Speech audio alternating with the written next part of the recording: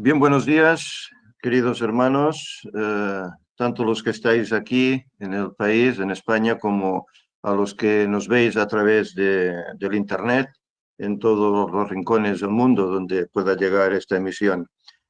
Bien, ya ha pasado un tiempo desde mi último sermón, concretamente son 8 semanas.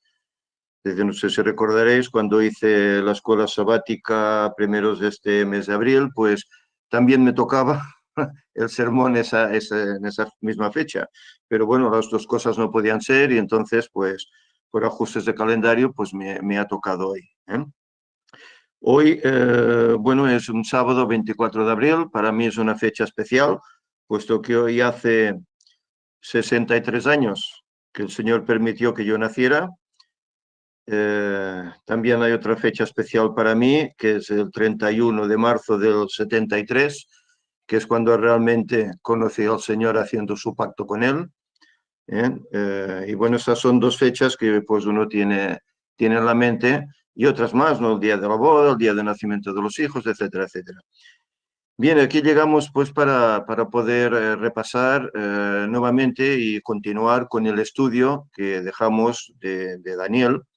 Recordamos que estudiamos el capítulo 9 y hoy pues vamos a proceder a estudiar el capítulo 10, capítulo que será pues una introducción a lo que vendrá posteriormente, que serán capítulo 11 y capítulo 12. Pero antes de iniciar el sermón, si os parece, vamos a elevar una oración al Señor pidiendo la presencia del Espíritu Santo. Buen Dios, buen Padre que estás en el cielo. Señor, te agradecemos porque tú nos bendices, tú, Señor, nos cuidas, como ha sido mi caso, que me has dado un año más de vida, un año más en el cual, Señor, puedo estar en tu camino, puedo compartir tu palabra, y te ruego, Señor, que tu Santo Espíritu esté conmigo para que Él me dirija, sean tus palabras las que salgan de mis labios, y, Señor, que pueda ser edificante para todo aquel que lo escuche. Te ruego, Señor, que nos perdones si en algún momento fracasamos, si fallamos, si pecamos. Nos ayudes, Señor, para que podamos llegar a esa santificación, a ser perfectos como nuestro Padre es perfecto. Ayúdanos, pues, Señor, pues para que en nosotros haya el deseo de acercarnos más a ti, de crecer en la fe, de aprender de tu palabra, de aprender de todos esos testigos que pasaron antes que nosotros, Señor, y que de esta forma vayamos preparándonos para ese gran día en el cual vendrás a buscarnos, que ya no falta tanto, tan solo 10 años, poco más, y tú vendrás. Señor, que todo esto que ahora vamos a repasar, Señor, a presentar, que nos ayude, nos anime, sabiendo que realmente tú nos has dejado tu palabra, que tú no nos mientes, no nos engañas, tu palabra es, Señor, perfecta, es verdadera, y en ella hay toda una serie de grandes profecías, de las cuales hoy hablaremos en parte, que nos demuestran que tú estás ahí, que tú existes, que tú nos amas y que tú nos has prometido un mundo mejor. Ayúdanos, pues, Señor, a prepararnos para ser aptos para poder habitar en ese mundo. No solo nosotros, sino también aquellos seres queridos, aquellos hermanos queridos, Señor, que podamos todos encontrarnos allí, abrazarnos por siempre, por toda la eternidad. Señor, bendice pues a este momento, que tu paz quede aquí con nosotros, que en nombre de Jesús te lo pedimos. Amén. Muy bien, pues tal como os decía, vamos a repasar el capítulo que nos toca en esta ocasión, que es el capítulo 10 del libro profético de Daniel. He puesto unas cuantas diapositivas al principio que resumirán un poco lo que ha sido pues, el estudio de Daniel hasta ahora, desde sus inicios. En el capítulo 1 pudimos ver la cautividad de los príncipes de Jerusalén, cuando en el año 606-605 Nabucodonosor sitió la ciudad y se llevó ya a unos cuantos gentes del pueblo, pero sobre todo príncipes, que entre ellos, sin duda alguna, estaban Daniel y sus amigos, se los llevó cautivos a Babilonia. Vimos también en ese capítulo cómo ellos, los 4, rehusaron tomar la comida del rey y pidieron tener un régimen más saludable, más sano, a base de verduras, legumbres, etcétera, ¿verdad? Y vimos la prueba que al cabo de 10 días le planteó al capitán que estaba a su cargo de que en 10 días hiciese la prueba con ellos y realmente tanto su aspecto como su conocimiento, su intelecto fue mayor que el de los demás chicos que también eran hebreos que habían tomado de la porción de la comida del rey. ¿Todo eso qué hizo? Pues que el rey los tuviese en cuenta y los puso en cargos importantes dentro de su imperio. Él aprovechaba, digamos, las aptitudes de esos muchachos que, aunque esclavos, pero los utilizó pues para el beneficio de su reino. En el capítulo 2, aquí se nos presentó la primera de las 4 visiones proféticas que hay importantes, desde luego, que hay en el libro de Daniel. En el capítulo 2 se nos muestra un sueño que, bueno, es uno de los primeros estudios bíblicos que se realiza cuando una persona comienza su andadura en los caminos del Señor, ¿verdad? Su instrucción para pertenecer a este pueblo. Este sueño es denominado la estatua de Daniel II, ¿verdad? Es ese sueño que tuvo el rey, que él olvidó, que llamó a los magos para que lo interpretaran, pero no pudieron y él entonces, pues, enfadado, decreta la muerte de todos los sabios, magos, astrólogos que hay allá en Babilonia. Bien, Daniel era uno de ellos. Y Daniel,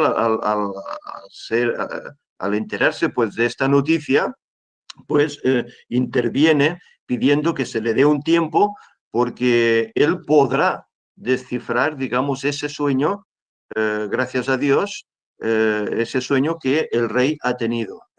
Y así es, el Señor se lo muestra a él agradece a Dios por esa visión que también le da a él para que pueda relatar el sueño y sin duda alguna, pues él relata aquel sueño importante que tuvo el rey, en el cual ve aquella imagen con 4 distintos metales, con unos pies mezclados de barro y hierro, ¿verdad?, que representaban estos 4 imperios principales, desde Babilonia, Medo-Persia, Grecia, Roma, hasta llegar a nuestra Europa, y no solo ahí, sino que la imagen es destruida por una piedra que, no cortada con mano, desmenuza toda esa estatua y hace un reino imperecedero, el reino de Dios, esa piedra que simboliza la segunda venida de Cristo. En el capítulo 3, el rey, tal vez un poco rebelde a este sueño, él quiere hacer su propia interpretación de esta profecía y entonces decide construir una estatua enorme, toda de oro, simbolizando así que su imperio será por siempre, eterno.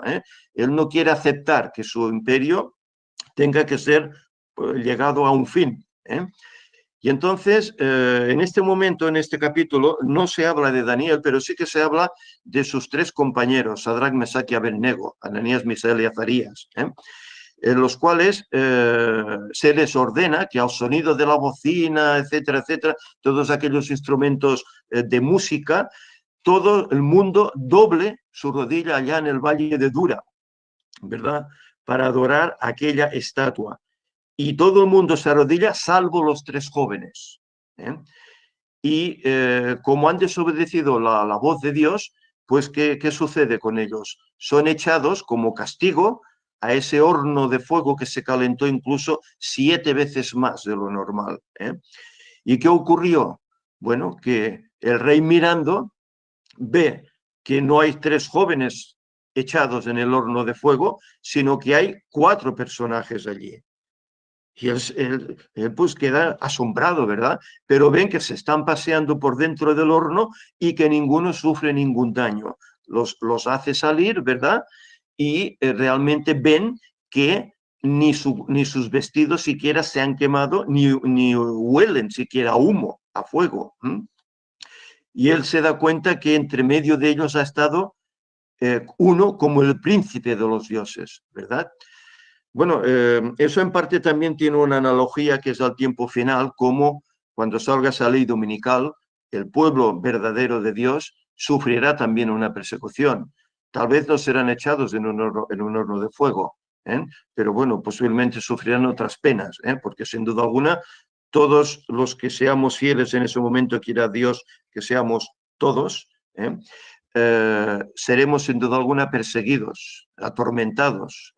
Todo aquel tormento que padeció el pueblo de Dios a lo largo de esos 1260 años proféticos, los padecerá no en 1260 años, sino en 1260 días literales, es decir, 3 años y medio. Todo a causa de esa ley dominical, ¿verdad? Que como creyentes en Dios, como creyentes y observadores de su día, el sábado, no aceptaremos eso. Y entonces eso nos llevará a consecuencias. Ahora bien, persistiremos en fidelidad como hicieron aquellos jóvenes.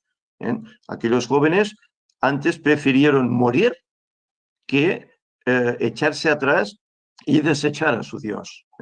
¿Seremos fieles nosotros? Bueno, ahora es el momento de preparación para eso, para preparar un carácter idóneo, fuerte, para que cuando lleguen esas tribulaciones podamos persistir y ir adelante y acabar venciendo, aunque incluso seamos llevados al descanso. Una cosa segura, Cristo cuando venga nos resucitará. Y si hemos tenido el privilegio de ser de aquellos 144.000, lo que hará con nosotros es transformarnos en vida y todos juntos, unos y otros, los vivos y los resucitados, ir con Él en esa especie de nube, de plataforma en la cual Cristo vendrá para ir al cielo durante ese milenio. Luego el capítulo 4 se nos habla acerca de otro sueño que se le presentó, que Dios le presentó al rey, en el cual él vio aquel árbol frondoso, aquel árbol enorme, del cual vivían todos los animales y todos los seres de este mundo. Se alimentaban, se refugiaban a su sombra, es decir, que los mantenía todos, ¿verdad? Y Daniel, como no, pues tiene que volver a relatarle este sueño, ya que nadie podía hacerlo. Daniel le relata que ese árbol era ¿quién? El mismo rey. Y al igual que ese árbol iba a ser cortado, que solo quedaría ese tocón en la tierra, ¿verdad? Que pasarían 7 años, pues el rey padeció esto, porque era simbología de él mismo rey, ¿verdad? Como el rey fue convertido casi como un buey, dice que se alimentaba de la hierba del campo, que era bañado por el rocío del cielo, y estuvo así durante 7 tiempos, que dice el capítulo, que son 7 años, ¿verdad? Hasta que al cabo de esos 7 años volvió en sí y reconoció al Dios del cielo, y que Él da los reinos al hombre, a quien quiere lo da, ¿verdad? Cuando reconoció eso, le fue devuelta esa razón y le fue devuelto el reino, incluso con más esplendor que había tenido hasta ese momento. Después, del capítulo 5, se nos habla de aquella cena, aquel banquete que hace su nieto, el rey Belsasar, en palacio, pero que es interrumpido por una mano que escribe en la pared: Mene, mene, tekel uparsin. Pesado ha sido en balanza y fuiste hallado a falto, y tu reino se le ha puesto fin, ¿verdad? Él no entendía esas palabras y nuevamente aparece en escena ya el anciano Daniel. El anciano Daniel, aquí ya tenía Daniel una edad avanzada, ¿verdad? Y le revela ese misterio. El Dios ha puesto fin a tu reino, y esta noche tu reino será dado a los medos y a los persas. Y así ocurrió. Esa misma noche los medos, los persas entraron, corría el año 539, entraron allá en Babilonia, desviando el río Éufrates, ¿verdad? Y como todos estaban con estas bacanales, pues tomaron la ciudad fácilmente y la ciudad cayó. El capítulo 6 nos mostraba también una experiencia que cuando uno era jovencito recordaba de las escuelas sabáticas, de las historias que le explicaban, ¿verdad? Cómo hubo gente, esos sátrapas, ¿verdad? Que eran, por así decir, conciudadanos de Daniel, que tenían los mismos cargos que tenía Daniel, aunque él era como algo superior a ellos, ¿verdad? Pero tenían envidia de él porque pensaron, mira, es un extranjero que ha venido aquí de esclavo, manda sobre nosotros, ¿verdad? Y le tenían envidia, querían quitárselo de encima. Y entonces engañaron al rey para que decretara un edicto en el cual durante 30 días nadie adorase a otro Dios que no fuera al mismo rey, ¿verdad? Y vemos pues cómo ellos tienden una trampa, viendo cómo Daniel sabían que oraba 3 veces al día, ellos le vigilan y cuando le pillan en ese acto de oración, como él hacía fielmente cada día, pues dan parte al rey. No decretaste tu rey que nadie adorase a otro Dios que no fueras tú. Pues mira, Daniel ha traspasado tu ley. ¿Y qué pasó con él? Pues con la tristeza de Darío, del rey, tuvo que ser echado en el foso de los leones. Y el rey le dijo, el Dios al quien tú crees, que él te salve. Y realmente sucedió. Daniel fue echado esa noche en el foso de los leones, pero un ángel le protegió, no sufrió ningún daño. El rey, que no pudo dormir durante toda la noche, al día siguiente se levantó de madrugada y fue allá a la boca del pozo para preguntar, Daniel, el Dios tuyo a quien tú sigues, amas, ¿te ha guardado? Y Daniel le dijo, sí, señor, ha mandado a su ángel que tapó la boca de los leones, ¿verdad? Y Daniel fue sacado de ese lugar, ¿eh? Y en él fueron echados todos aquellos que conspiraron y engañaron al rey contra el pobre Daniel, ¿eh? Eso también es una analogía del fin de los tiempos, ¿verdad? Cuando recibamos esas persecuciones, ¿verdad? ¿Seremos fieles como lo fue Daniel al ser echado allá? ¿Eh? ¿O dudaremos y seremos devorados? Capítulo 7. Aquí se nos presenta la segunda visión profética importante. Aquí es Daniel el que tiene unos sueños, unas visiones que el Señor le da durante el sueño, durante la noche, en el cual él ve a un león alado que luego le explican que simbolizaba esa Babilonia, ¿verdad?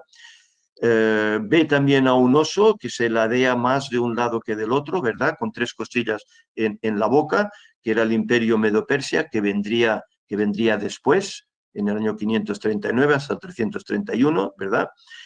Luego ve también la figura de un leopardo alado con 4 alas y 4 cabezas, que ya se le comenta que eso sería el imperio griego, comandado por Carlomagno, pero que él fallecería temprano, ¿verdad? Y luego sus 4 generales repartirían el reino, un reino que duraría del año 331 hasta el año 168. Y luego se le presenta una bestia espantosa y terrible, ¿verdad? Que tenía 10 cuernos, que simbolizaba pues a Roma, aquel imperio que era las piernas de hierro, ¿verdad? Desde el año 168 hasta el año 476. Fue el imperio que tuvo más duración en el tiempo, ¿eh? Pero no solo ahí termina esa visión, sino que él ve que ahí, entre medio de los 10 cuernos, se levanta uno que hace caer a 3 cuernos, y que la visión lo denomina un cuerno pequeño que hablaba grandes cosas, ¿verdad? Y que ese cuerno se ensoberbeció contra el cielo, contra Dios, etcétera, etcétera. Pero ahí mismo, en ese mismo capítulo, se presenta al final, el juez se sentó y los libros fueron abiertos, es decir, un juicio contra todos esos imperios, pero sobre todo contra ese cuerno pequeño. Luego en el capítulo 8 se presenta a Daniel, nuevamente en un sueño, una tercera visión importante, en el cual él ve un carnero con 2 cuernos, ¿verdad?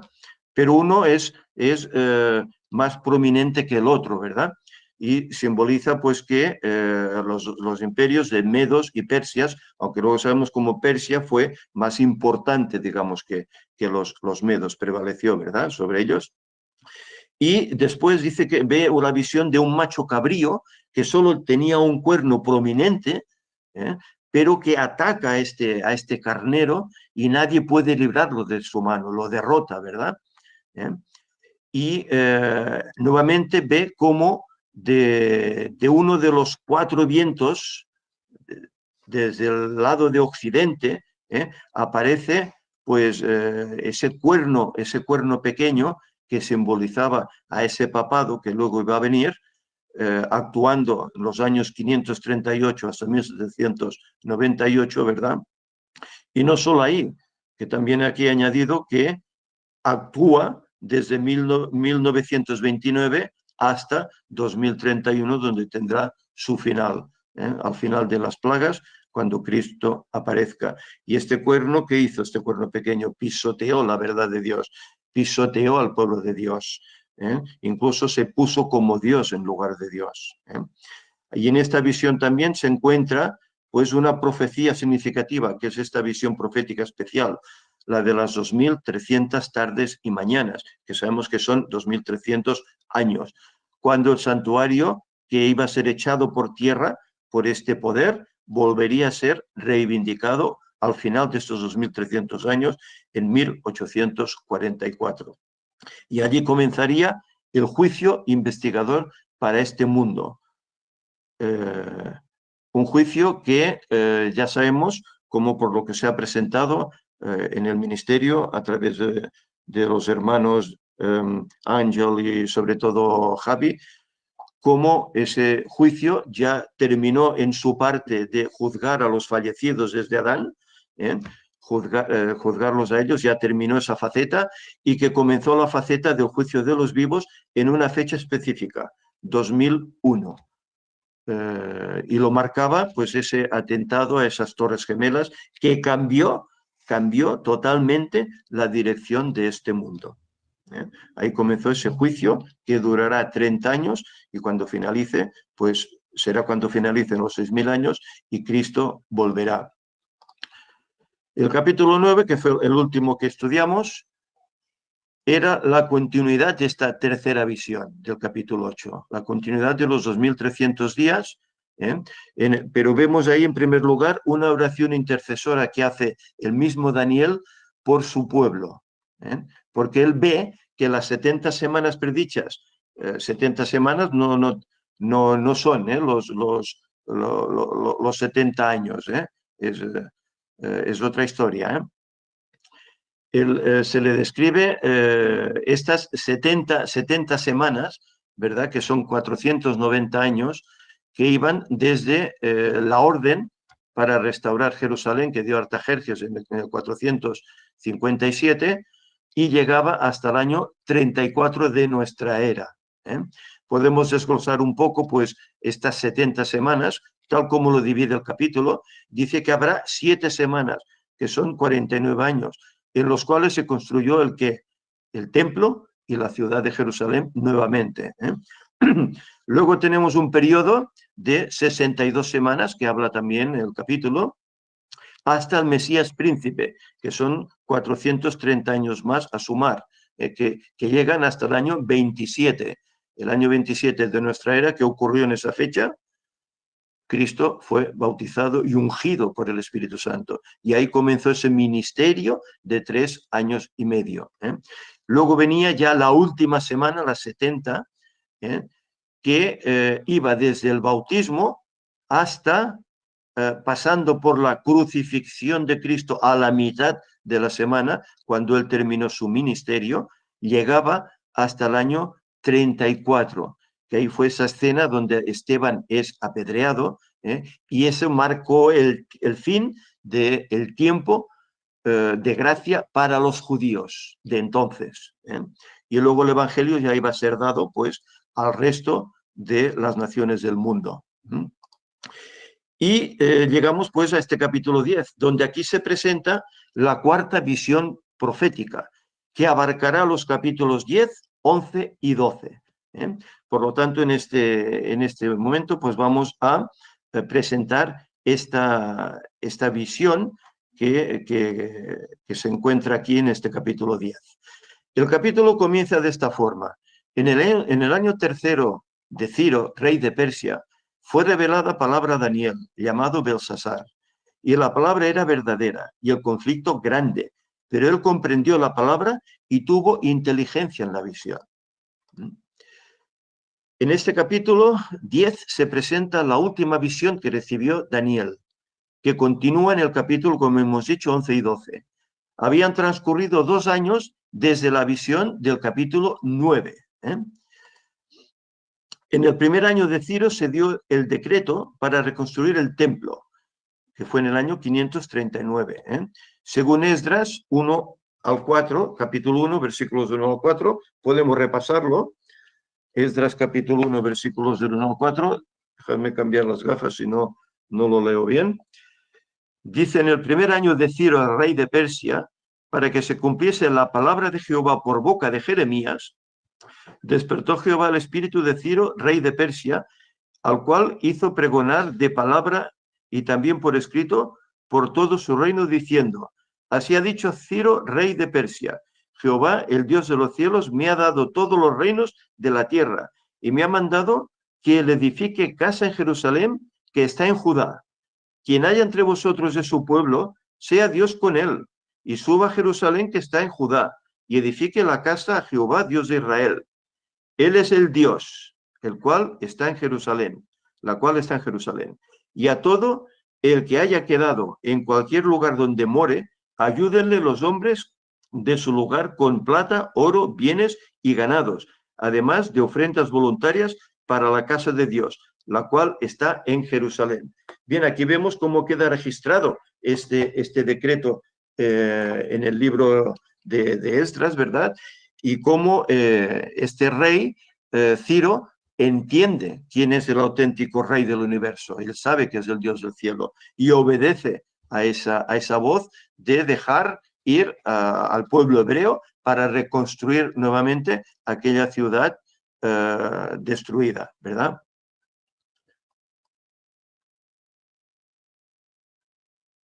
En estos momentos, la obra quedó interrumpida, puesto que cuando llegaron allá, sabemos cómo los fariseos, no, perdón, los fariseos, digo yo, los samaritanos, que era una mezcla de nacionalidades entre judíos y otros, ¿verdad?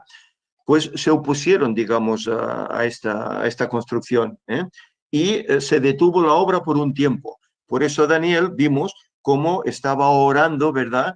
O estaba orando pues para que la obra siguiese adelante, ¿verdad? Se había estorbado, se había detenido.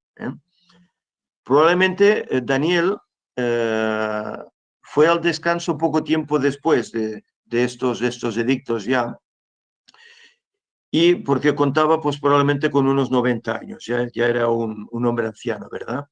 Y él hoy está pues aún esperando ese día de la resurrección en el descanso, en su tumba.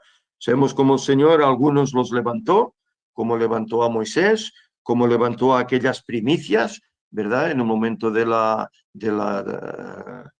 cruz, pero Daniel aún está ahí esperando ese día en el cual Cristo venga a resucitarle y a llevarlo al cielo y darle esa recompensa que se le prometió, que ya la veremos más adelante.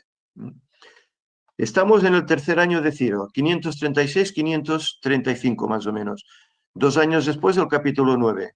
El capítulo empieza con una nota tormentosa.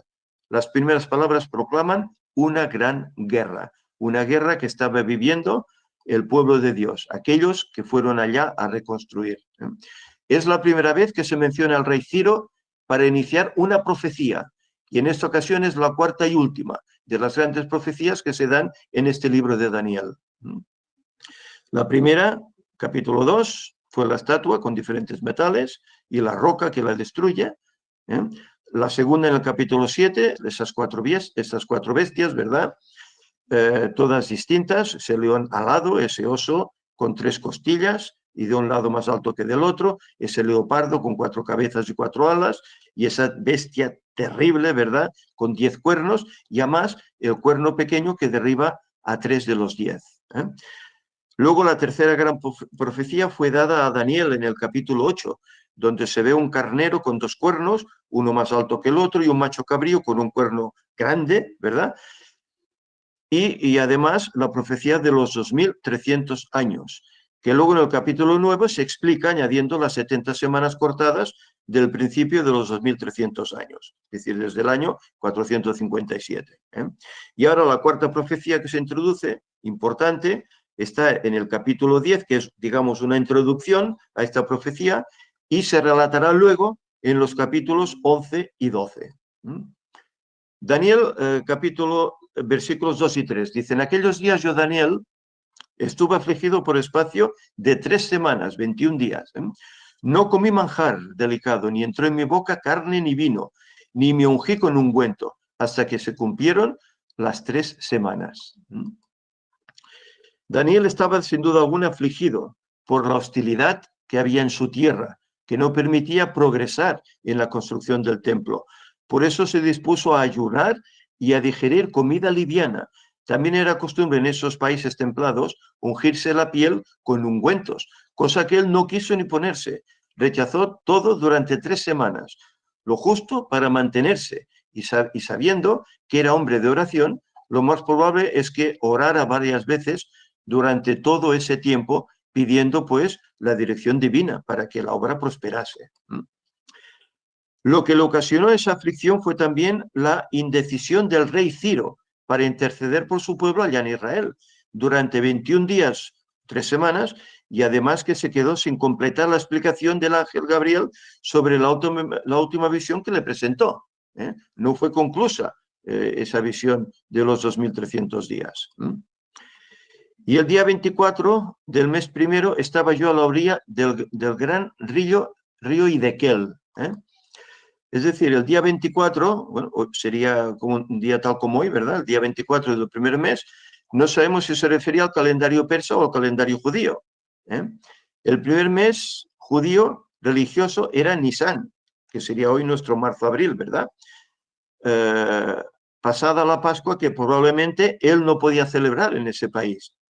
O bien el primer mes civil, que era Tirri, que sería septiembre-octubre. A Daniel le gustaba la naturaleza, puesto que tiene varias visiones al lado de ríos. En esa ocasión, el pasaje nombra el río Hiddekel. Probablemente fuese el río Tigris. Podría ser Sábado perfectamente, ya que salió fuera de la ciudad, posiblemente estando libre de compromisos oficiales. A él se le respetaba su fe y el rey le daba ese permiso para que en sábado no tuviera quehaceres de palacio. Lo tenía libre. Versículos 5 y 6 nos dice: y alcé mis ojos y miré, y aquí un varón vestido de lino y ceñidos sus lomos de oro de Ufaz.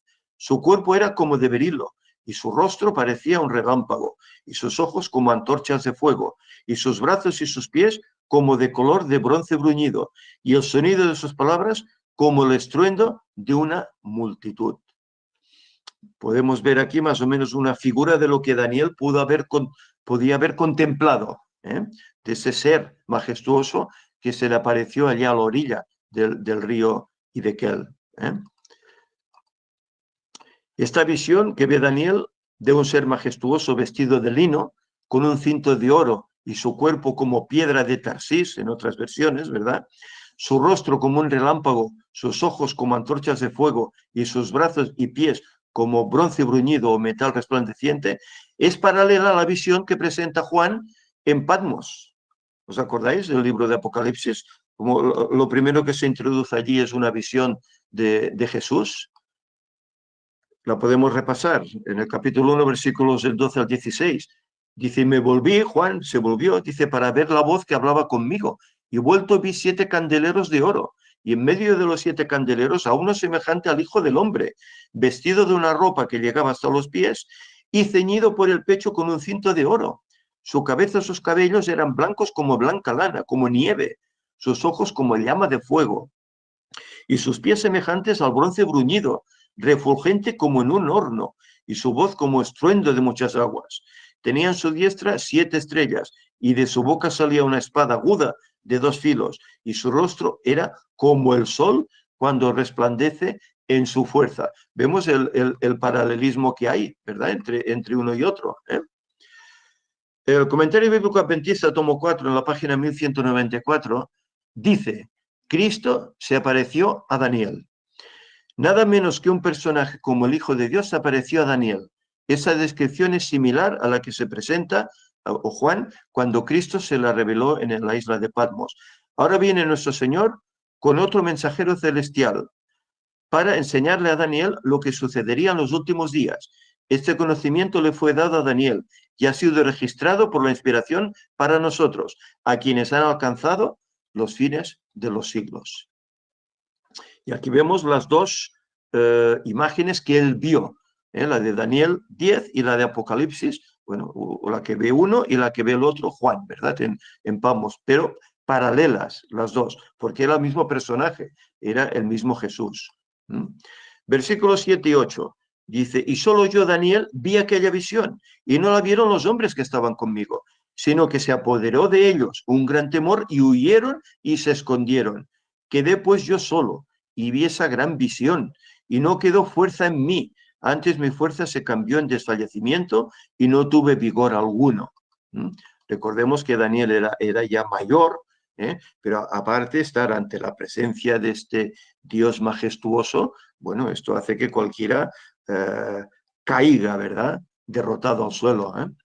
Solo Daniel ve la visión. Los demás, como en la cena frente a Damasco que vivió Saulo de Tarso, vieron el resplandor, pero no entendieron nada. ¿Y qué hicieron? Huyeron despavoridos para esconderse de aquella visión. Quedó solo Daniel ante esa espectacular visión y las fuerzas le abandonaron. Ya le ocurrió lo mismo en la presencia del ángel Gabriel. Nos acordamos, ¿verdad? Cómo se quedó así como vulgarmente en cuatro patas, por así decir, ¿verdad? Y tuvo que fortalecerle. Pero este ser majestuoso que se presenta en esta ocasión no es un ángel, es el príncipe de los príncipes, es el arcángel, es Miguel, es el Hijo de Dios, el mismo Jesús. Versículo 9 dice, caí sobre mi rostro en un profundo sueño, con mi rostro en tierra. Daniel cayó ante la majestuosa aparición de Cristo. El ángel Gabriel lo tocó e hízole poner sobre sus rodillas y sobre sus palmas de las manos. Con ese toque le infundía seguridad y confianza. Si lo hubiese querido destruir, lo hubiese podido hacer, pero no venía a eso. Venía a darle instrucciones y venía a fortalecerlo para que pudiera resistir esa última visión que se le iba a presentar. Versículos 10 al 12 nos dice, y aquí una mano me tocó e hizo que me pusiese sobre mis rodillas y sobre las palmas de mis manos. Y me dijo, Daniel, varón muy amado, fijémonos, está atento a las palabras que te hablaré y ponte en pie, porque a ti he sido enviado ahora. Mientras hablaba esto conmigo, me puse en pie temblando, fijémonos. Entonces me dijo, Daniel, no temas, porque desde el primer día que dispusiste tu corazón a entender y a humillarte en la presencia de tu Dios, fueron oídas tus palabras, y a causa de tus palabras yo he venido. Fue el ángel Gabriel quien ayudó a Daniel a incorporarse, que había vuelto para presentarle una nueva visión. Pero, ¿por qué estaba ahí Miguel? En los versos siguientes lo sabremos. Recordemos que Daniel había estado ayunando y orando por la preocupación de que la obra de construcción del templo se había detenido. Él, por su avanzada edad, no había podido regresar. Y ahora Gabriel quiere comunicarle cómo irá todo. En el libro de Urias Smith, en la página 184, él escribe, le dijo el ángel que era hombre muy amado por el cielo. Admirable declaración, dice el hermano Urias Smith. Un miembro de la familia humana, de nuestra misma raza, amado, no simplemente en el sentido general en que Dios amó al mundo entero cuando dio a su Hijo para que muriese en favor de la humanidad, sino amado como individuo y amado en gran manera. Bien puede infundir confianza al profeta una declaración tal. Le dice además el ángel que ha venido con el propósito de conversar con él y desea poner su ánimo en condición de comprender sus palabras. Así, alentado, el profeta santo y amado seguía, sin embargo, temblando delante del ángel. ¿Y quién no, verdad? Ante la presencia de un ser majestuoso. En la página 184 sigue diciendo Urias Smith, Daniel, no temas, continuó diciendo Gabriel. No tenía motivo de temer delante de él, aunque era un ser celestial, pues había sido enviado a él porque era muy amado y en respuesta a su ferviente oración. Ninguno de los hijos de Daniel, cualquiera que sea la época a la cual, perdón, ninguno de los hijos de Dios, cualquiera que sea la época a la cual pertenezca, debe sentir un temor servil hacia ninguno de esos agentes enviados para ayudarle a obtener la salvación.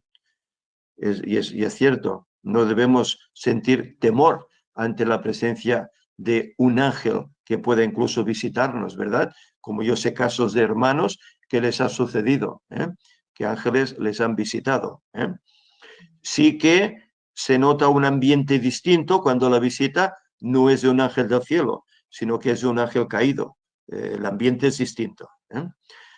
Son, sin embargo, demasiados los que tienden a considerar a Jesús y sus ángeles como severos ministros de justicia, en vez de seres amables, que obran fervientemente por su salvación. Son ángeles que nos aman y que están trabajando la redención del hombre al igual que lo estamos haciendo nosotros, ¿verdad? La presencia de un ángel, si les apareciese corporalmente, los llenaría de terror, y el pensamiento de que Jesús ha de venir pronto los angustia y alarma. ¿No nos recuerda eso al siglo XIX, lo que predicaba Joseph Wolf y cómo se reían de él? Y él llegó a la conclusión de que lo que pasaba es que no querían que viniese su Salvador, ¿verdad? No querían que viniese, porque no estaban preparados y ante él caerían. Es paralelo a lo que está diciendo aquí Urias Smith. Recomendamos a los tales que tengan mayor medida de aquel amor perfecto que echa fuera todo temor. Claro, si nos da temor estar ante la presencia de un ángel, quiere decir que nuestra vida no está en consonancia con el cielo. Que tenemos muchas cosas ahí dentro que nos impiden esa relación. Por lo tanto, miremos esa situación, porque si alguna vez nos pasa esa maravilla de que un ángel se nos presente, que podamos estar firmes. Tal vez podamos temblar por la expectación de la visión, pero que nos mantengamos firmes. Versículo 13 dice, mas el príncipe del reino de Persia se me opuso durante 21 días. Le está explicando el ángel a Gabriel, a Daniel. Pero aquí Miguel, uno de los principales príncipes, vino para ayudarme y quedé allí con los reyes de Persia. Comentario bíblico adventista, la página 194, se nos habla aquí de dos consejos opuestos y se cita Daniel 10, del 12 al 13. Por esto comprendemos que los instrumentos celestiales tienen que luchar con obstáculos antes de que a su tiempo se cumpla el propósito de Dios. El rey de Persia estaba dominado por el más poderoso de todos los ángeles malos. Como faraón, rehusaba obedecer la palabra del Señor.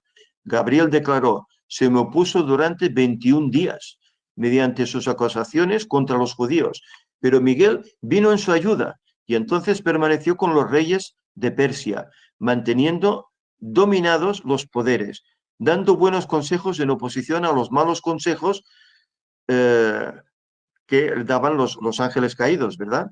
Los ángeles buenos y malos tienen una parte en los planes de Dios para su reino terrenal.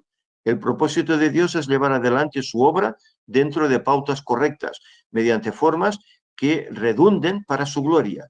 Pero Satanás siempre procura contrarrestar el propósito de Dios.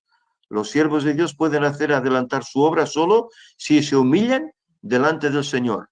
Nunca deben depender para el éxito de sus propios esfuerzos ni de una exhibición ostentosa. Entonces, ¿qué se requiere de los siervos de Dios? Humildad. ¿Por qué? Porque somos instrumentos en las manos de Dios para llevar estos mensajes al mundo. Y no tenemos que vanagloriarnos de que mira yo cuánto sé, mira yo el mensaje que traigo, que si te lo doy te salvas y si no te pierdes. No, el mensaje es para todos. Unos escucharán y aceptarán, otros rechazarán, pero el mensaje es para todos.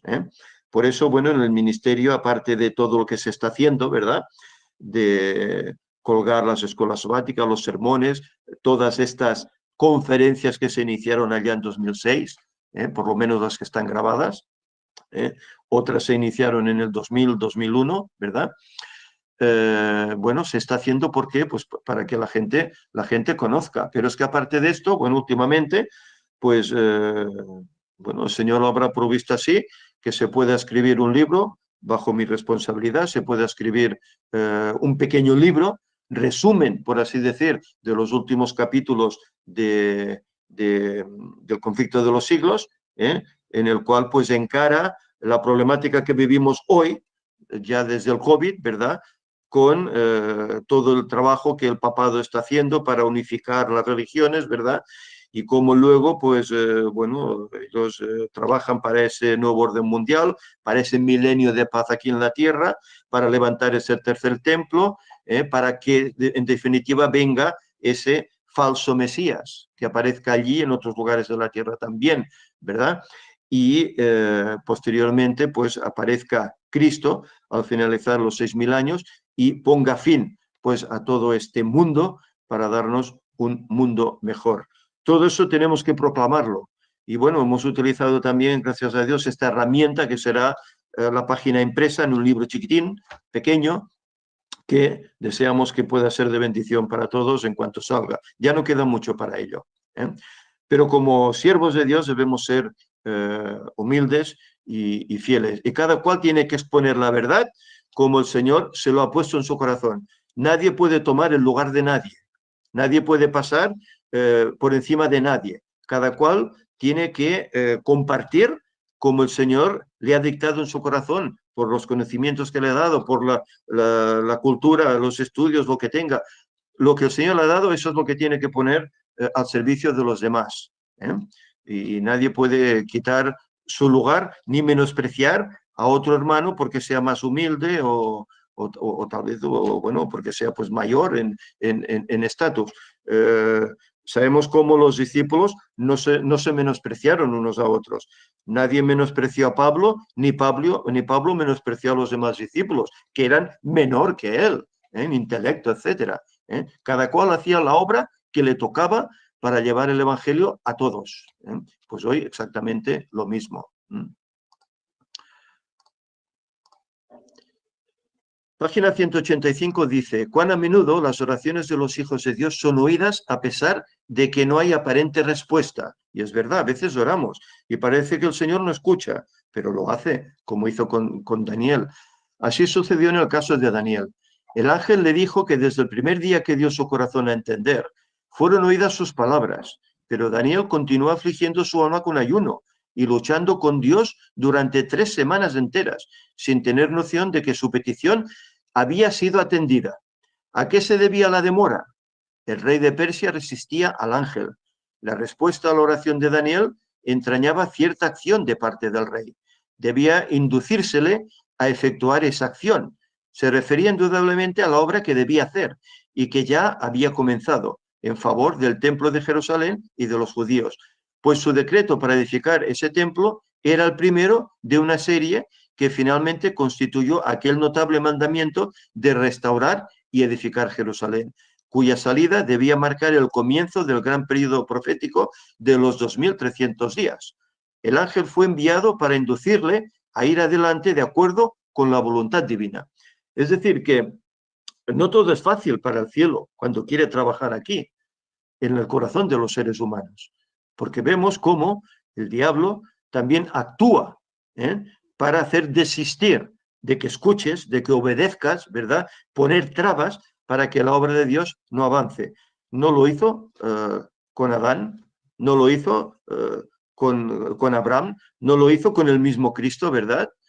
Intentar tentándolo, ¿verdad? Intentar hacer que incluso bajara de aquella cruz en ese momento culminante que iba a dar su sangre por nosotros, ¿verdad? Para hacerlo desistir. Es un trabajo, es un trabajo. No sé si os habéis fijado alguna vez, incluso en dibujos animados, que se ve una persona y tiene aquí un angelito en un lado y en el otro lado tiene un demonio, ¿verdad? Que uno le insta a hacer el bien, el otro le insta a hacer el mal. Bueno, eso realmente es la lucha.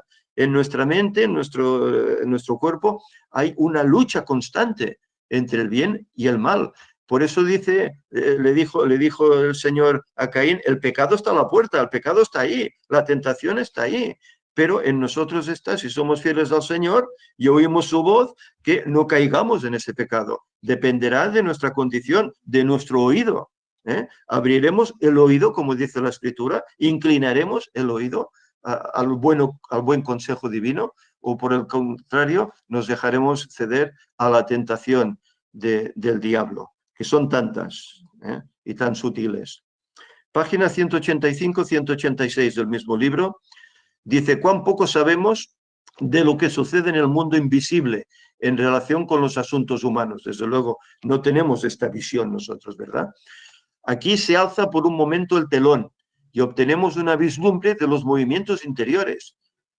Daniel ora, el creador del universo le oye, da a Gabriel la orden de ir en su auxilio, pero el rey de Persia debe actuar antes que la oración de Daniel sea contestada, y el ángel se dirige apresuradamente a donde está el rey de Persia.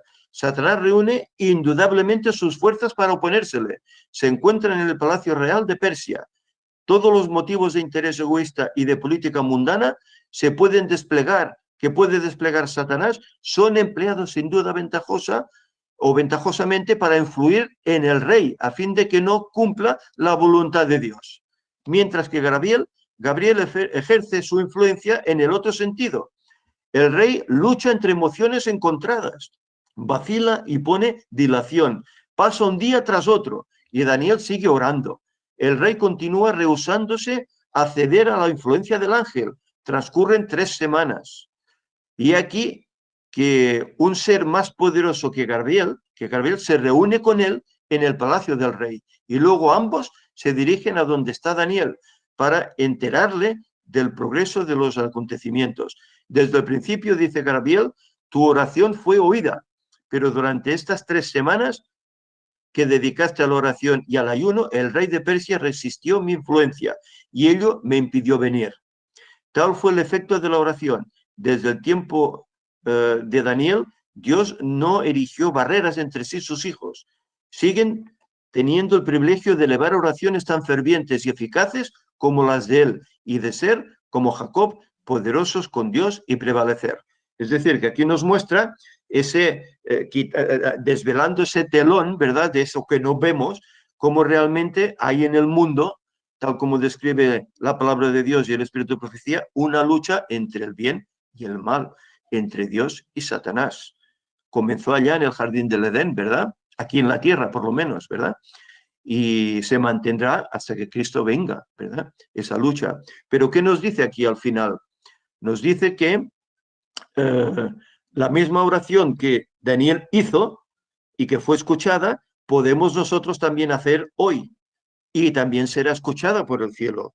Y no nos desesperemos si no recibimos respuesta automática, porque el Señor sabe lo que nos corresponde en el momento preciso, y cuando Él crea conveniente, pues responderá a esas inquietudes. Pero claro, hay un requisito: fidelidad y obediencia. Si esos requisitos fallan, el Señor no nos va a responder.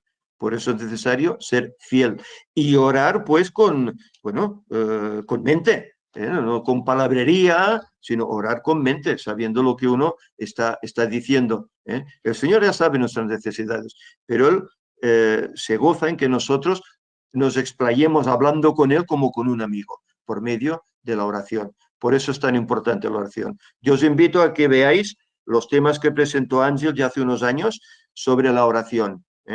Es muy instructivo. Pero vemos aquí pues como esta lucha, los ángeles no la tienen fácil. No la tienen fácil porque hay otros ángeles que se les oponen. Y a veces transcurre un tiempo antes de que ellos puedan llegar a vencer. Recordemos que tanto unos como otros son poderosos por igual, por así decir. Por lo tanto, esa lucha está ahí. No nos desesperemos si vemos que las oraciones no tienen respuesta automática. No nos desesperemos. En su momento el Señor responderá. La página 186 dice: ¿quién era Miguel que acudía en ayuda de Gabriel? El nombre significa el que es como Dios, y las Escrituras demuestran claramente que Cristo es el que lleva ese nombre. En Judas, versículo 9, declara que Miguel es el arcángel, palabra que significa jefe o cabeza de los ángeles. Y en nuestro texto, Gabriel le llama uno de los principales príncipes, o como dice una nota marginal, el principal príncipe. No puede haber más que un arcángel y por lo tanto es manifiestamente incorrecto usar el vocablo en plural como lo hacen algunos. Hay algunos que creen que hay muchos arcángeles. No, hay uno. Y cuando se habla de arcángel en la Biblia, ¿se refiere a quién? A Miguel. Nunca lo usan así las Escrituras. En 1 Tesalonicenses 4:16, Pablo dice que cuando el Señor venga por segunda vez y resucite los muertos, se oirá la voz del arcángel. ¿De quién es la voz que se oye cuando resucitan los muertos? Es la voz del Hijo de Dios. Si leemos Juan 5:28,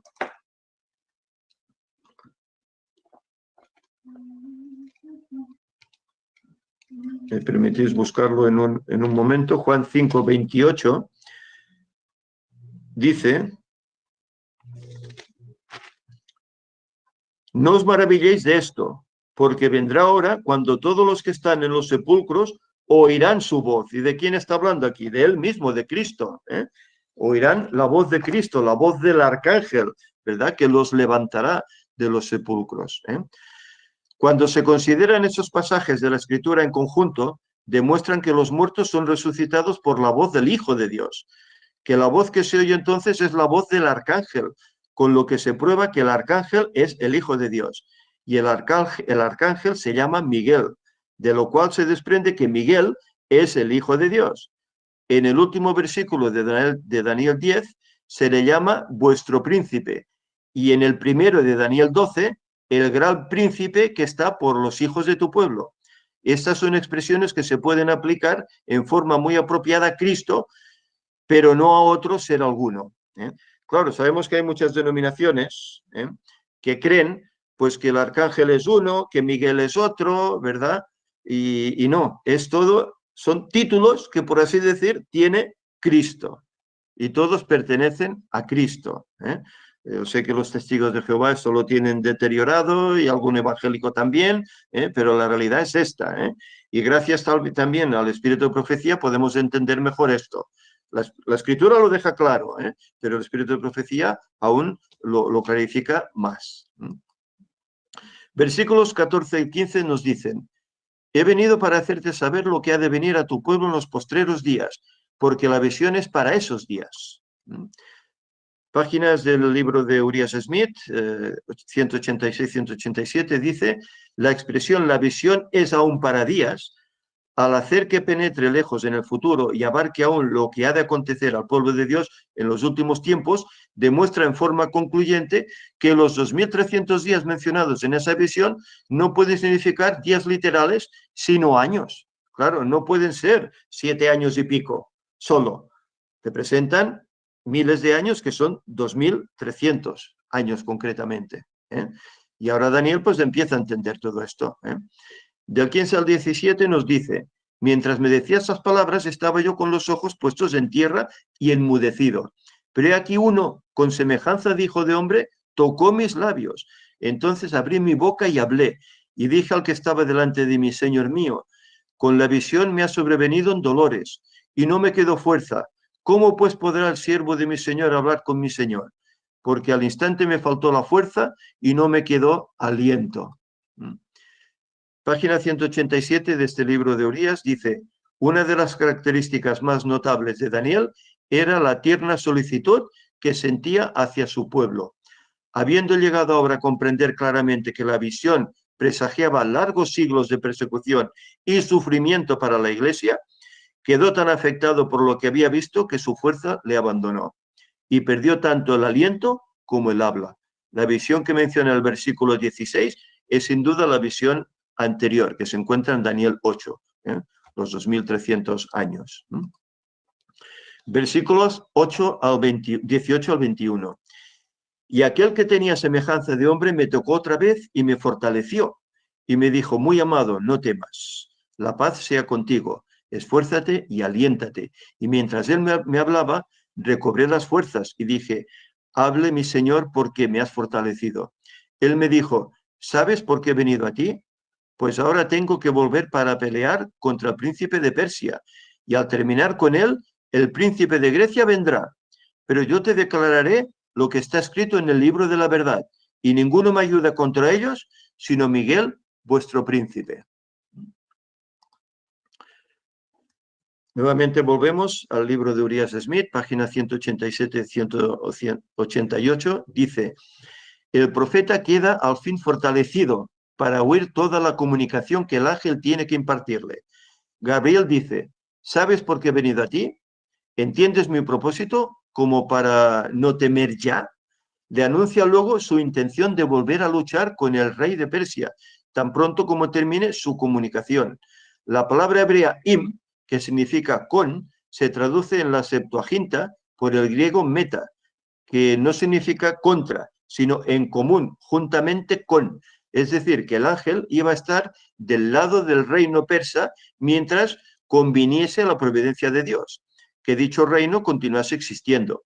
Y en saliendo yo, explicó Gabriel, luego viene el príncipe de Grecia, o en otras palabras, cuando retirase su apoyo al reino y la providencia de Dios obrase en favor de otro reino, vendría el príncipe de Grecia y caería la monarquía de Persia. Anunció luego Gabriel que solo Miguel, el príncipe, entendía con él los asuntos que estaba por comunicar.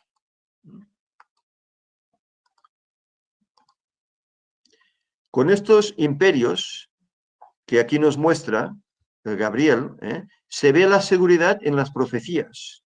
Lo que Dios dice se cumple. Es decir, que aquella primera visión que se le da a Nabucodonosor de aquella estatua con esos diferentes imperios, vemos cómo aquí va dando resultado a ellos, cómo se van contraviniendo uno tras otro, uno detrás de otro, ¿verdad? Pasa Babilonia, viene Medo-Persia, pero dice que luego vendrá ¿quién? Grecia, ¿eh? Y luego más adelante pues vendrán otros imperios que están en esa estatua, ¿verdad? Eso nos da seguridad. Por eso decíamos en aquella escuela sabática de hace un tiempo, creo que la estaba llevando yo adelante en ese momento, que con Víctor incluso hablábamos de que gracias a la profecía es la seguridad que tenemos en que la palabra de Dios es fidedigna. Gracias a la profecía, porque vemos cómo el Señor habla y se cumple. Y en los ojos la historia los demuestra, cómo se cumple todo aquello que el Señor dice. Por lo tanto, esa es la mayor garantía, ¿verdad? Que nos tiene que dar seguridad en que todo lo que Dios dice se cumplirá. Y que si Él dice, tú ora que yo escucho, ora que Él escucha. Y si Él dice que responderá, tengamos confianza que Él responderá. Y si Él dice que todo este mundo finalmente acabará y nos dará un mundo mejor a su lado, confiemos que será así. No pensemos, no, es que esto son fábulas, no, esto es real. Esto es real, el Señor lo ha prometido, lo hará. Pero una de las garantías para creer en todo eso es el cumplimiento de la profecía. Eso es importantísimo. Por eso es triste cuando oyes hermanos, que dicen, es que las profecías tendrían que estar quitadas de la Biblia, tendríamos que arrancar las hojas de la Biblia, de la profecía. Es tremendo, es no entender realmente el carácter de Dios, no entender a Dios mismo, no entender las promesas de Dios, es no entender nada de eso. Entonces uno dice, ¿qué haces ahí? ¿Qué haces ahí? ¿Qué confías? Solo en que Dios te ama y ya está, y por mucho que hagas te salvará. Pues si no crees en Él, si no quieres profetizar, pues ¿cómo te va a ayudar el Señor? Bueno, eso cada cual tiene que pensarlo. Pero es triste que haya hermanos que tengan este pensamiento. No solo Miguel y Gabriel se preocupan de las luchas entre el bien y el mal. Patriarcas y Profetas, la página 418, la hermana Ellen White dice, todo el cielo está interesado en la controversia. Todo el cielo, dice ella, está interesado en la controversia.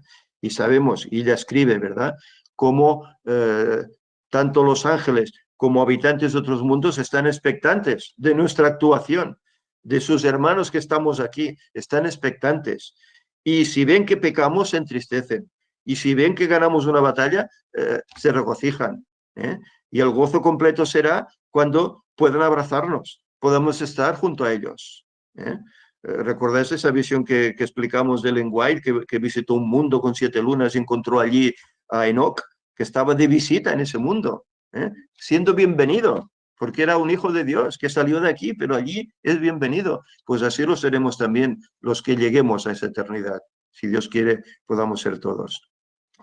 El significado de este pasaje es que Cristo y Gabriel se ocuparon de esta tarea especial de contender contra las huestes de Satanás, que trataban de obtener el dominio de los imperios de esta tierra. Es esa lucha constante, ¿verdad? Versículo 20 dice, tengo que volver para pelear contra el príncipe de Persia, y al terminar con el príncipe de Grecia vendrá. Aquí vemos una figura de lo que posiblemente es un ángel del Señor, ¿verdad? Esa lucha constante que tienen con los ángeles caídos, y no solo con ellos, sino lo vemos con los seres humanos, que tienen que hacer la voluntad de Dios, pero el diablo le resiste y no la hacen. Y ellos tienen esa lucha ahí constante para hacer verter la balanza en el lado positivo. Eso está ahí, es una lucha constante que no vemos, pero que está ahí. Si el Señor nos pudiese abrir los ojos de ese entendimiento para poder ver eso, los ojos físicos incluso, para poder ver eso, quedaríamos maravillados. Yo sé que han hecho a veces películas y tal, ¿no? En la que se ve lucha entre ángeles malos, ángeles buenos, pero bueno, todo eso es una perversión de la realidad, pero bueno, es lo que el diablo también pues instiga a los cineófilos, ¿no? A hacer todo eso, pero bueno, sabemos que la realidad es esa, que hay una lucha constante entre el bien y el mal, entre ángeles buenos, ángeles caídos, y a veces hasta Cristo tiene que intervenir. ¿Os acordáis de aquella experiencia que vivió Ron Wyatt? Estando allí cavando, buscando el arca de la alianza, cómo le apareció un personaje que le dijo, Dios te bendiga en lo que estás haciendo aquí. Y él se quedó así como, quiero decir, este personaje es alguien especial, ¿verdad? Y le dijo que venía, que no era un turista, sino que venía de Sudáfrica y que se iba a la Jerusalén celestial. ¿Y se iba a dónde? Se iba a esas montañas de Betel donde hay esa puerta, ¿verdad? Que soñó, esa escalera que soñó Jacob, que es esa puerta dimensional que enlaza la tierra con el cielo, ¿verdad? Ese personaje era el mismo Cristo, como hasta a Ron Wyatt le apareció, para que luego digan que Ron Wyatt era un engañador, un estafador, ¿verdad? Bueno, y tantas sandeces que se han dicho de él, siendo un hombre de Dios. Cita del Comentario Bíblico Adventista, página 1194 y 1195, dice, en la palabra de Dios tenemos delante de nosotros ejemplos de agentes celestiales que influían en la mente de reyes y gobernantes, mientras que al mismo tiempo también los instrumentos satánicos estaban influyendo sobre sus mentes. Ninguna elocuencia humana, mediante opiniones vigorosamente presentadas, puede cambiar la obra de los instrumentos satánicos. Satanás continuamente procura obstruir el camino, de modo que la verdad sea trabajada por sus ideas humanas. Y los que tienen luz y conocimiento están en su peligro mayor, a menos que continuamente se consagren a Dios humillando el yo y comprendiendo el peligro de la hora que vivimos. Bien, eso es lo que antes estábamos citando, ¿verdad? Que no nos debemos ver suficientes, que nuestras ideas, ¿os acordáis lo que le dirían al tercer Elías? Que está escrito por Ellen White. Ven, que nosotros te enseñaremos cómo tienes que predicar. No lo haces bien. No lo haces bien, ven. Pues no hay que escuchar esos consejos que vienen de parte del diablo. Hay que escuchar los consejos que vienen de parte del Señor y hacer caso y seguir con ellos. Seres celestiales están destinados para responder a las oraciones de los que están trabajando desinteresadamente para promover la causa de Dios. Los ángeles más excelsos de las cortes celestiales están designados para que tengan eficacia las oraciones que ascienden a Dios para el adelanto de la causa del Señor. Cada ángel tiene su puesto particular del deber, del cual no se le permite que se aleje para ir a otro lugar. Si se alejara, los poderes de las tinieblas obtendrían una ventaja. Es decir, cada ángel tiene su labor. Y como sabemos, nosotros tenemos nuestro ángel guardián que nos dirige. Él tiene su labor, no nos va a abandonar nunca. Y gracias a Dios le podremos conocer cuando estemos allá. Y nos dirá incluso de apuros en los cuales nos ha salvado incluso la vida, ¿verdad? Pero también nos dirá de apuros en los cuales nos ayudó a vencer a vencer espiritualmente esas batallas que hay con el diablo. Pero están ahí, trabajando por nuestro favor. El conflicto entre el bien y el mal prosigue día tras día. Los que han tenido muchas oportunidades y ventajas, ¿por qué no comprenden la intensidad de esta obra? En cuanto a esto, debieran ser inteligentes. Dios es el gobernante. Mediante su poder supremo reprime y domina a los poderosos de la tierra. Mediante sus agentes lleva a cabo la obra que fue ordenada antes de la fundación del mundo.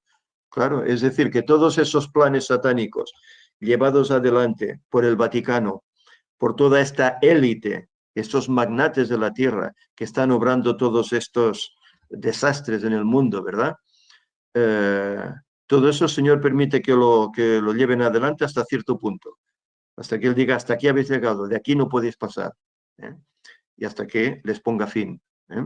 Pero de momento tiene que demostrarse el poder del diablo, la malicia que tiene que demostrarse al mundo, para que no haya duda de que el que tiene la razón es Dios, y del que nos ama y quiere nuestro bien es Dios. En todo eso que sucede aquí lo estamos viendo. Si no, ¿por qué todo este mundo así tan controvertido, tan caótico? Muchos dicen, ¿dónde está Dios? ¿Qué pasa todo esto? ¿Dónde está Dios? Bueno, el Señor está con sus instrumentos, con sus ángeles, está aguantando que todo. ¿No dice Apocalipsis que los 4 ángeles están sujetando los 4 vientos para que no estallen? Pero cuando termine el tiempo de gracia, esos 4 vientos serán soltados y entonces habrá un caos en este mundo como nunca ha habido. ¿Por qué? Porque los poderes del mal serán desatados libremente y imaginémonos lo que puede suceder no solo al pueblo de Dios, sino al hombre creado en general, porque sabemos cómo el diablo odia al ser humano y sin duda alguna quitará de aquí innumerable cantidad de vidas, innumerable cantidad de vidas. Carta 201 de 1899 de Ellen White. Dice, como pueblo no comprendemos cómo debiéramos el gran conflicto que se libra entre seres invisibles, la lucha entre ángeles leales y desleales. Los malos ángeles continuamente están en acción, preparando su plan de ataque, gobernando como caudillos, reyes y gobernantes a las desleales fuerzas humanas. Fijémonos, están gobernando a las desleales fuerzas humanas. ¿Quiénes son estas fuerzas humanas desleales? Pues son esos agentes del diablo, ¿verdad? Esos que están, esos magnates de la tierra que están haciendo la obra del diablo, ¿verdad? Exhorto a los ministros de Cristo que destaquen en el entendimiento de todos lo que están dentro del alcance de su voz, la verdad del servicio de los ángeles. No os dejéis dominar por especulaciones fantásticas. Nuestra única seguridad es la palabra escrita. Debemos estar como lo hizo Daniel para que seamos guardados por los seres celestiales, los enviados para servir a los que serán los herederos de la salvación. Orad, mis hermanos, orad como nunca habéis orado antes. No estamos preparados para la venida del Señor. Necesitamos hacer una obra consumada para la eternidad. Fijémonos el consejo que nos da el espíritu de profecía. Oremos desesperadamente. Oremos porque necesitamos fortaleza de lo alto, porque esta lucha que no vemos está ahí. Y el diablo intentará zajarnos del camino, sacarnos del camino, hacer que nos desviemos para que nos perdamos. Por lo tanto, oremos para que los ángeles estén a nuestro lado y nos ayuden a seguir adelante y a salir victoriosos. Por último, leeremos esta breve nota que se encuentra en un libro llamado Dios revela el futuro, en la página 268. Es un libro de Maxwell. Dice, con esta introducción, una visión de Jesús glorificado y una manifestación del gran conflicto que se desarrolla hora tras hora detrás del escenario, el ángel procede en los capítulos 11 y 12 a bosquejar los acontecimientos de la historia hasta el fin de los tiempos.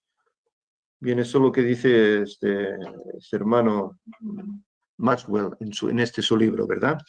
Y es verdad, hemos visto aquí que el capítulo 10 es una introducción a lo que ahora va a venir en el capítulo 11 y sobre todo el capítulo 12. El capítulo 11 es todo histórico. Ahí no podemos poner cosas, bueno, simbólicas, tal, no sé cómo lo llaman ahora, cosas espirituales, no, es todo literal, es todo así.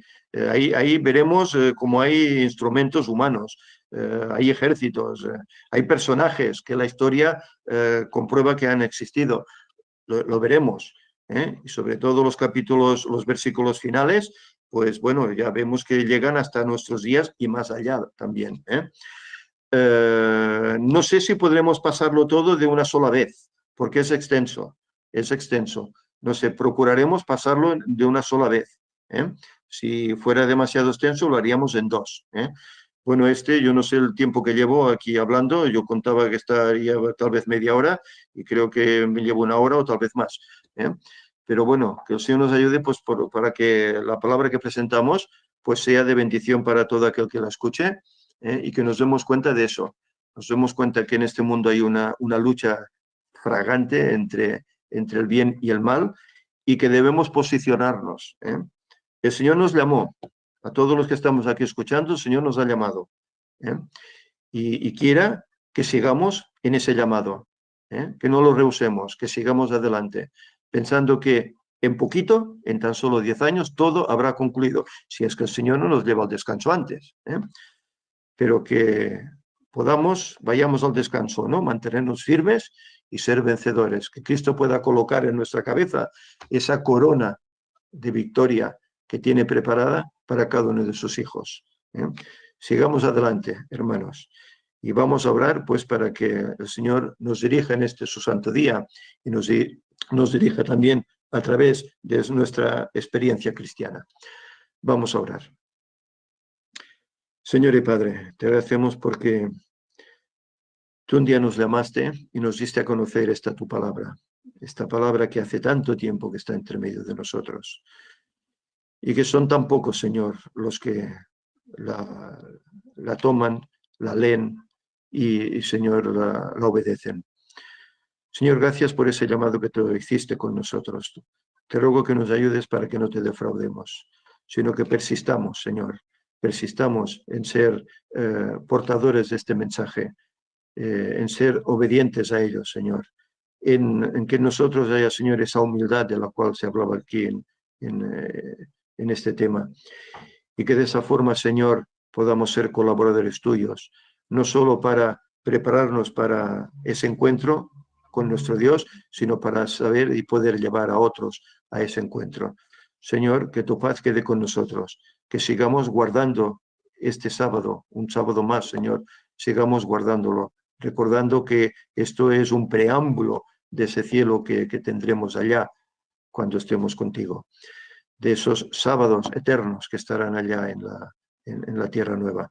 Señor, que tu paz esté con nosotros, que siempre sintamos tu presencia en nuestras vidas y sintamos esa seguridad, Señor, y que de esta forma también cooperemos para que otros, Señor, puedan conocerte. Bendícenos y ayúdanos si en algún momento, Señor, fracasamos, que nos ayudes, Señor, para levantarnos, como hiciste con Daniel, levantaste, le fortaleciste. Señor, que nuestro ángel guardián también haga eso con nosotros para seguir adelante y ser vencedores.